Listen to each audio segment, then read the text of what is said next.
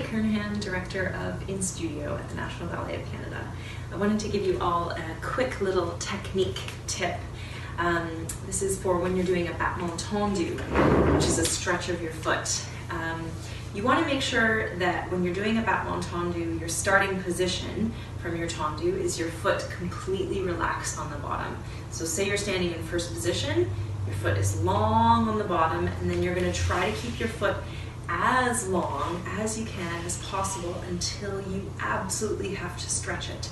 And then when you come back in, you're really rolling the toes to the ball and then to the heel as you close, and then you're relaxing that foot at the bottom. So you're not gripping at the bottom. Again, I'll show you to the side, really long underneath the foot, and then extending and through the foot and long underneath the foot. Same to the back, resisting the foot flat as long as you can and then stretching, and then resisting it in and making sure it's long and relaxed on the bottom. Another quick technique tip has to do with doing a plank exercise. So a plank exercise can either be done from the hands or down on the forearms, and it's one of the most effective and efficient movements to engage your entire core, in the front, in the side, and in the back. But what I tend to see a lot of is hiking of the hips.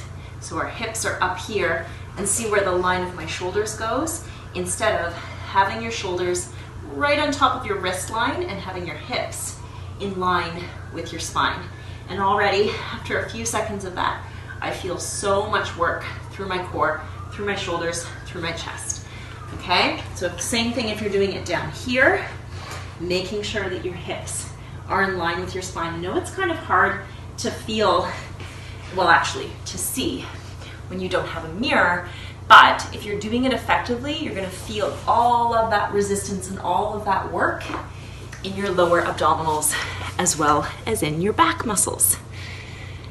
Another quick ballet technique tip is to do with upper body port-de-bras. So when we're doing a forward bend, you're standing in your first or your fifth position. You want to make sure that you're elongating all the way from the base of your spine and then allowing your spine to round at the bottom. And then when you're coming up, you're restacking and finding that length at the top. Sometimes I tend to see right away that we curl forward and we go into that contraction instead of, I'll show you one more time, that length in your lower back. Just as far as you can, keep the length in your back, and then the rounding forward to come up. This allows for the lower back to get a lot of length and stretch out of it, so that when you come back, you feel all of that support and all of that length in your lower back. Hope to see you in a Zoom class soon. Take care.